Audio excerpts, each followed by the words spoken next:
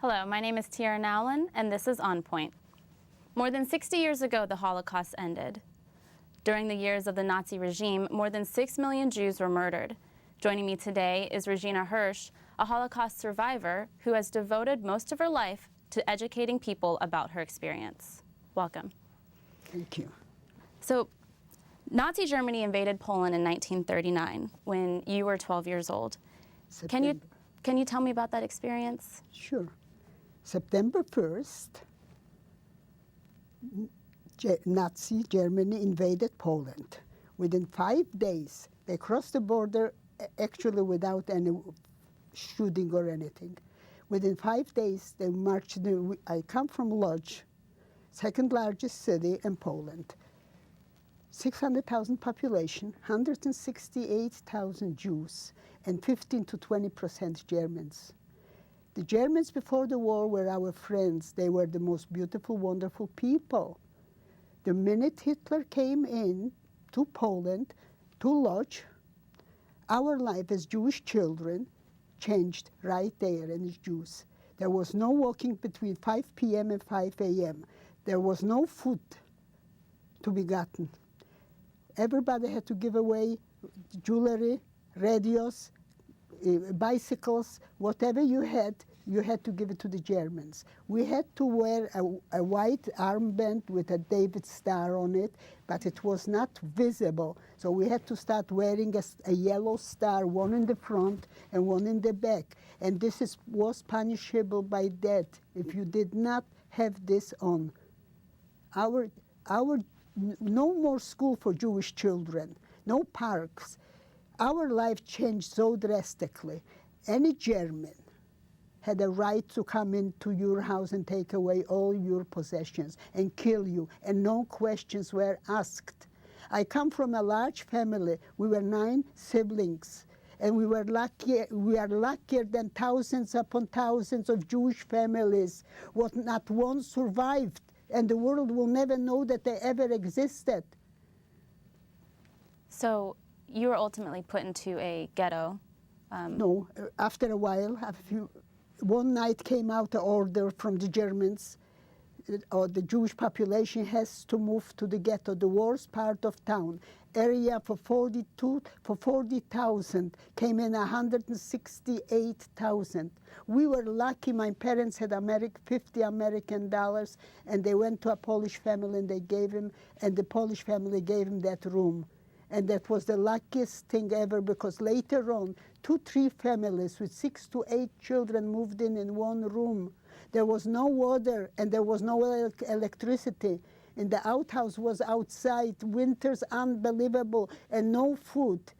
The first summer, the first year of the ghetto, 1940, 60,000 Jews died in that Lodz ghetto the first summer of typhoid, dysentery, and a common cold turned into TB, and there was no food and no medication. And so you stayed in a room with how many people in your family? We were that time 4 kids, and my parents 6 people. 6 people.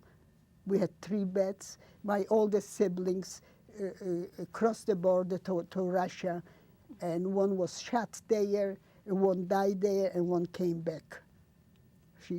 So how was life in that ghetto, sharing the room in such a small area? Well, how was that? Was lucky that we had a room for ourselves, because 2-3 families later on moved in one room with one kitchen with 6 to 8 children. It was unbelievable. Hunger was raging, dysentery and sicknesses were raging. I was the first casualty in the Lodz ghetto to come down with a typhoid. April 1st, 1940, they took me into a small little hospital. I woke up in a semi-conscious in a bathtub of ice. It's over 70 years, about 70 years ago, and I have it in front of my eyes. And the girl who stayed there said, "You're the luckiest kid in the world." And if I ever write a book, that's going to be the name of that book. She says, because yesterday the Gestapo is the Geheimpolizei, the secret police. They had the orders from Berlin, from the Reichstag. They were the killers. They came before April 1st and took out all the doctors, all the nurses, and all the sick from that makeshift little hospital, and everybody was shot. When I woke up in a bathtub of ice, the girls who stood there said, "You're the luckiest kid, because I am not a nurse."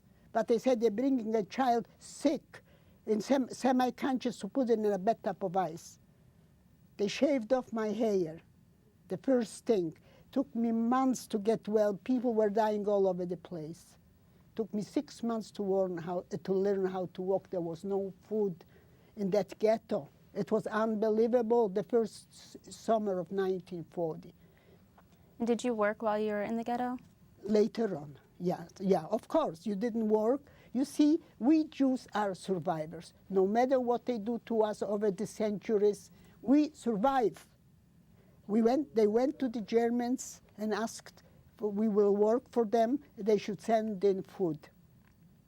And they did it. And we worked. If my little sister Lily, 7-year-old, worked. My mother, my father, everybody worked. You didn't work, you didn't get a piece of bread and a little bit of soup a day. And what did you do for work? How were those conditions? I did a lot of work. I started working when I was 12 years old. Mm-hmm. First I made shawls, hand woven. Then I made when Hitler invaded Russia, he needed big, huge boots for the soldiers from straw. I made those big shoes. It was unbelievable. The hands were full of pus from making those things. From there, I went to a factory and I made cribs for babies. Everybody had to work. 4.5 years of deportation in that lodge ghetto. Unbelievable. Unbelievable. Hunger. Twice I escaped. I was day in and day out deportations. Trucks, German trucks came into the ghetto. Everybody down. They got them on the trucks and they shipped them out. We never knew where or what. We were hiding straight through. And where were you hiding? In the ghetto. My little sister was a little spy. She came home, "Mom, today they're going to deport our street." So we went to strange people and we laid on the floor overnight. Twice I escaped from a truck. They said, "Oh, they have cabbage." You know, we had Lebensmittel carts. Lebensmittel means food for Leben. Leben means for food carts. And you had to stay for days in line. Somebody said there's cabbage and no line. And I worked nights and I come to that place and it was the Germans came in with the big trucks and everybody on the trucks to be shipped out. I jumped from the truck and I ran to a huge gate with a whole bunch of people. We tried to open the gate and I was in the first row and I fell and people were piling up on top of me. And I wiggled myself out and I had one pair of wooden shoes and I lost one of them. I didn't stop. The Jewish police opened the gate and they pushed everybody back and pushing me back, I bit him in his leg and I ran through his legs.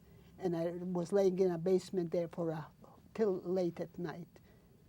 Twice I escaped deportations. Later on, in 1941, when Hitler invaded Russia, they started losing the war. We stopped making those boots, so I started making cribs for babies. Mm-hmm. My mother worked, my father worked, my sister, one of my sisters made parts of a uniform for the Germans. When Hitler started losing the war, they started liquidating the ghetto. This is 1944. And they came to the Jews, the Germans, and said, "You are our people. We'll take you to another camp and we'll give you housing and everything." And my father said, "No, we are not going." This is 1944, the beginning, and we started hiding. We hid in a burned out building, a chocolate factory, in the garret. The Germans came with dogs and they didn't find us. We hid on the cemetery for months and months.